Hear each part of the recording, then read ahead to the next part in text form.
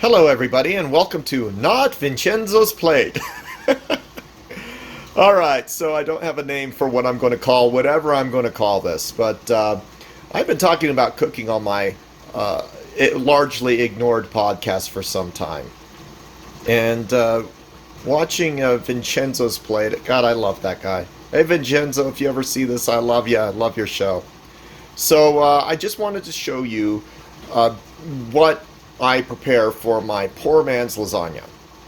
And it's just really simple, you know. If looking at all this, you say, oh, God, what's that brown vegetable there? Well, it wasn't brown when I started cutting it. That's actually an eggplant there.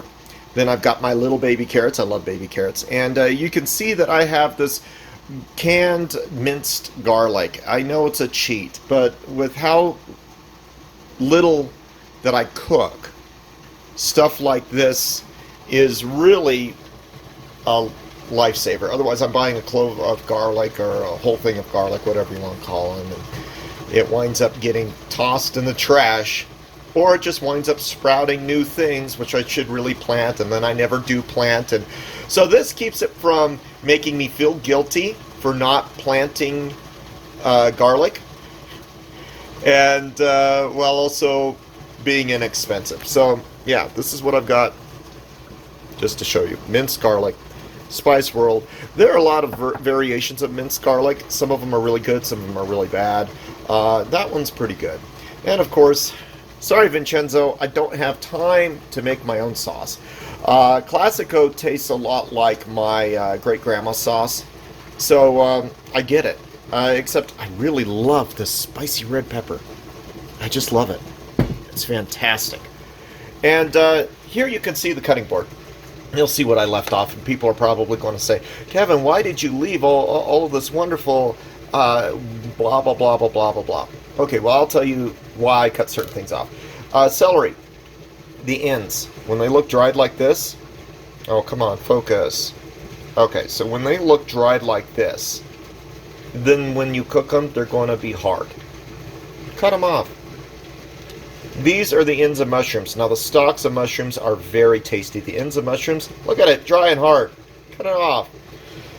And I know a lot of people love the skin of the eggplant. I don't. It's all rubbery. So, cut it off.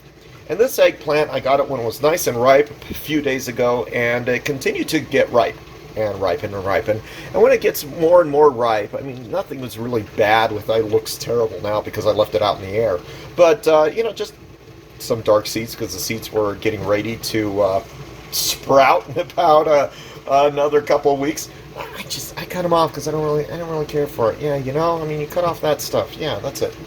Now, this right here is basically what it should look like. You know, you got the chunks of the eggplant, you got the nice mushrooms, you see right here, you've got the garlic here, you've got the carrots. I love my carrots, I love everything like that. And I keep moving the thing out of focus, sorry about that. So, yeah, that's basically what you get. And now, I know I'm going to be told, Kevin, you're supposed to saute the stuff first before you put everything together. You know what? I'm lazy. And it's difficult for me to make a video and cook at the same time, so I just put it all in here. Now, one of the reasons why I like cooking my mushrooms with everything else is that the mushrooms, which already have like a, you know, an earthy flavor, good earthy flavor, not like you're eating dirt out of your front lawn, you know what I mean? It's a good earthy flavor, but I like it when it's got, you know, tastes of garlic and carrots and everything else in it. So that's why I kind of like the sponginess of the mushrooms to soak up the juice when I saute them, you know? And especially, you know what, when I'm making my chili, I really like doing that because it gets like the really spicy part of the seeds in the chili peppers. And I love chili pepper seeds. You fry them until you hear them pop like popcorn. That means it's going to be extra hot. And that's just, I love the taste of it, but it has to be a tasty pepper. Don't get like the bitter, nasty peppers. Like jalapenos are bitter. I still use them, but habaneros are really tasty. So one big thing about the mushrooms I want to make sure everybody knows, you see the skin, you don't see any dirt, right? Yeah, you don't see any dirt. That's actually not dirt, but I'll go ahead and take that off. Two things about mushrooms. When you go to the store to get some mushrooms, all right, make sure you get mushrooms that are closed, where you don't see the little brown stuff on the inside.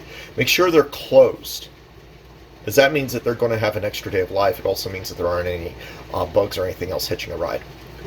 The second thing is, I mean, they can open up after you've got them. That's no big deal. But you know, I mean, that when they open up, that means that they're kind of like toward the end of their cooking life cycle. The second thing is, make sure you just rinse it underneath the water. I know a lot of professional cooks. Drives me nuts. They leave the dirt on the god dang mushrooms. Man, I don't understand that. I don't want to be eating dirt. I don't mind the earthiness of the flavor of the mushrooms. What I mind is actually eating the dirt. I'm not going to do that. Are you going to do that? I'm not going to do that. That's nasty. I don't think I've ever seen Vincenzo do that, though, which is why I really like his show. So, you see all the stuff I left out? See all the stuff I put in? You saute it for a little bit. And then I'm going to show you what it looks like after, because there's another step that I think that you'll like, especially Vincenzo, if he does see this. Have I mentioned Vincenzo's name enough in this video? I don't think so. Anyway, have a great day. You're going to see a quick little cut, and I'll be right back.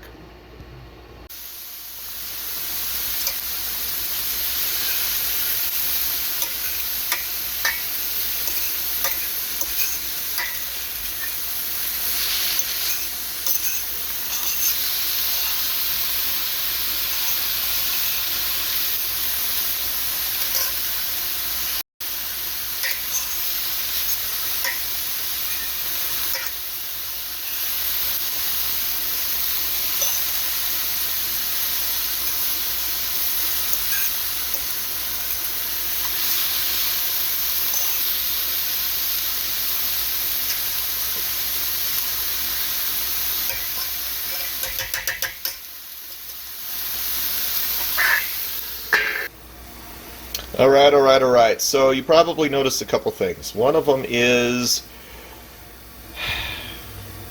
butter. I'm sorry, I'm allergic to olive oil. It causes me to get all closed up. And I'm about a quarter of Italian. Sorry about that. Sorry to all the Italians out there. Allergic to olive oil. Can't have it. Can't take it. Can't take olives. I do like the canola oil. It doesn't really alter the flavor. You probably also noticed that there are no onions in here. I didn't feel like cutting out an onion. Not only that, but the Classico sauce I have, it's already got onions in it. It's already got a good flavor to it. I mean, I don't even really need to have this stuff. All right. You saw that it's a whole bunch of steam. In addition to frying, you also gotta steam it a little bit, you know? That's probably cooked enough. I don't know. I mean, is that cooked enough? Maybe. The great thing about celery is that it's a very watery plant. So when it starts cooking down, it adds a little bit more water and a little bit more steam into this whole thing. And this stuff I've got right here. The stuff I got right here. It's not quite so frito, right? It's not quite so frito. Because it's, you know, it's not the basic celery, carrots, onions thing. But what it is it's the basic stir fry for nearly every country out there that has some form of stir fry. It's also stuff that you often put as a base with your roast, whether you cut them up or not, or anything else. I mean, these are basic flavors.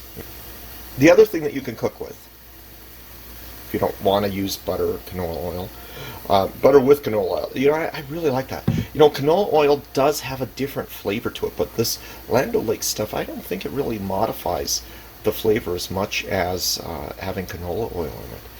So I like using it. The other thing that I like using, there's a basic generic spray out there without the silicone in it.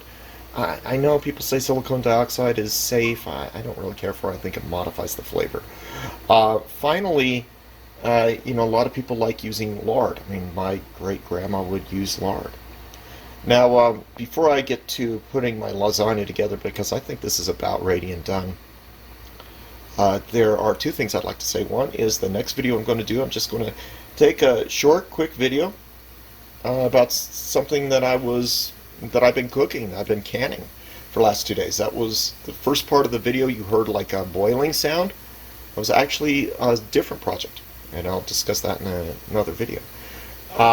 Secondly is I'm calling this Italian lasagna. Calling this Italian lasagna because there's something that my great-grandma would say. After it was exposed that her Italian cookies were really a Greek recipe, she said, I'm Italian, I make them, so they're Italian. How much more Italian can you get than that? Italians who conquered a third of the known world for how many centuries, then just stop conquering because they got bored, right? They just say something is ours and then it's ours. I adopt my friends. I say, I adopt you. You're in my family. You're Italian. So I'm calling this an official Italian recipe. In fact, I actually got this recipe from Lydia's Kitchen. Believe it or not, she's Italian, so I'm calling it an official Italian recipe too. I just modified it a little bit. And you know what? You can modify however you want. Italians have been modifying official recipes for centuries. Why stop? Why stop? Am I right? Alright, so I better stop this now, and then I'll show you what the next step is. Alright. So, what do I have here? Does this make sense to any of you? First of all, look how nice this stuff is. See how it shrunk down from the first time you saw it? Now the carrots are still a little bit solid, but if you compare them to pasta, it would be considered al dente. So I don't really like super soft carrots. I like them enough that maybe they don't give a crunch, but they kind of crush under your teeth. And when you cook them, because you're cooking them again, they're going to get even softer, especially when soaking up all of this tomato juice, the pasta juice, right? Now, what do I have here? Italian bread. If you're watching, Vincenzo, Italian bread. You can make it with any bread, but might as well make it with Italian, right? Because it's a little bit heavier, Now, what am I doing with this? Well, first of all, I kept this in the freezer so that it would dry out. You can see, pretty dry. And then you put it at the bottom, you put the sauce on top, then you put this over here, right?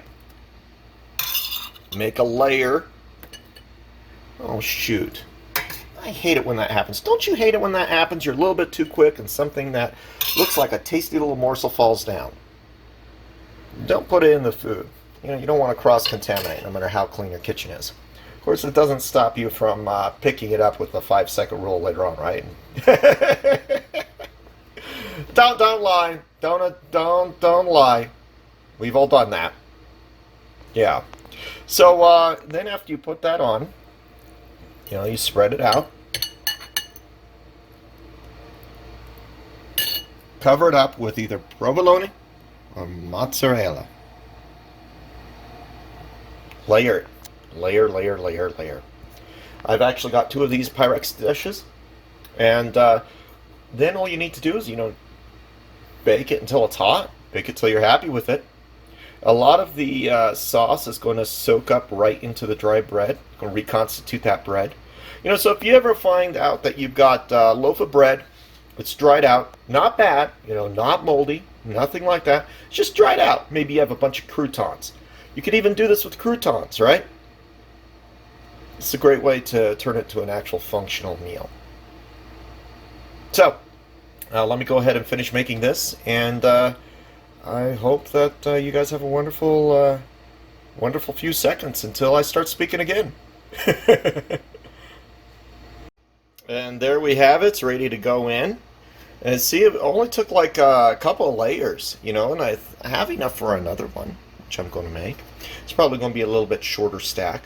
I like to have my cheese on top, but you can readjust it. You can have the bread on top. You can put the cheese in last, however you want to do it. I think I'm going to cover it up with a little bit more sauce before I put it in. But so that's how it looks like on the side. There's a little that. Don't worry, that sauce will fill right in. You always want to leave a little bit something that you can see. So you got bread on the bottom, saute on the right above that, with the sauce. And you've got the provolone, then you've got the bread, then you've got the saute, then you've got the mozzarella. So now I'm going to go ahead and put this in after I make my other one, and next video you see will be me taking it out of the oven, or rather it having already been cooked. And here is the little anemic one. I don't know. Maybe I should put some pizza sauce in there. I love pizza sauce. Maybe it'll taste fun.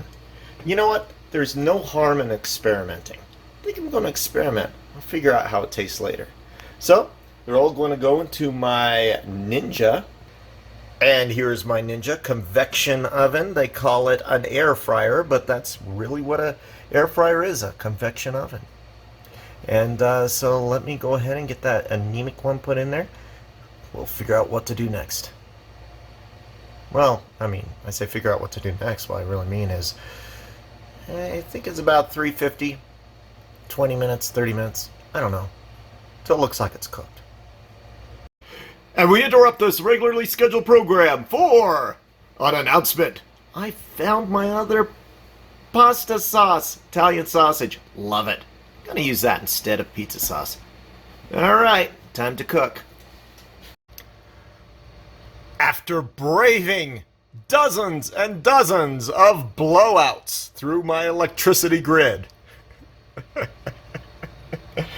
Oh god, the electricity in this place is so bad. Well, I kept track of the time. It cooked for more than 30 minutes at 350, but it still looks like it's done. It still looked like it had a good cooking time in there. It looks like there's plenty of yummy sauce and everything cooked down right.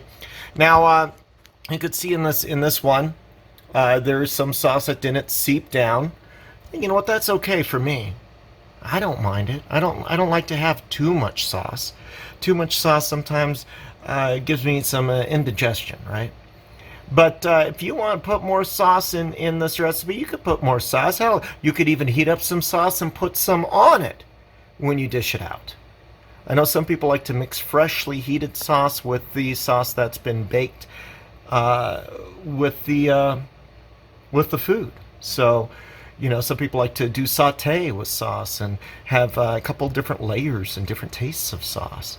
So this is the sort of anemic one.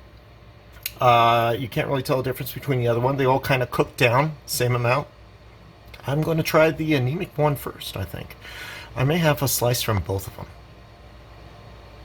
And, you see that back there, you might think, oh, that's burnt cheese. You know what? I like it when the cheese gets like that. Crispy, tasty. Of course, I love cookouts. So, yeah, this is it. Hope you guys have a wonderful time. Hope you try this recipe. Take care. So I know they say it's bad form for a cook to cook something and not eat it themselves. Well, I've got my camera in my hand and my bowl in the other hand. And let me tell you, I did have a taste before I started this again. And I just wanted to say that's how much the anemic one gave me, like half a thing. That's a bowl full. It tastes great. It tastes how I thought it would taste. The trick to cooking, and this is the big trick to cooking, cook what you want to eat. Cook what you like to taste. Cook what tastes good to you. Try what other people like. But everybody's taste buds are different. And I actually like this. I think I could put a little more sauce in here, and I probably will when I heat it up. See, that's another reason why I didn't put too much sauce, because when I heat it up, it's a lot easier for me to put extra sauce in when it's cold, and then the new sauce kind of rejuvenates it without it turning into a whole bunch of sauce. But I love it. I love it. I'm enjoying it. I hope you guys try this recipe. I hope you try your own. You don't have to use eggplant, zucchini, squash, whatever. You don't have to use carrots. Do whatever you like. Take care. Love y'all. Bye. So how do you like it, Sunshine? How do you like it? She ate quite a bit of what I put down. She's a real Italian kitty. I love my Sunshine. Just had to add that on there. Later.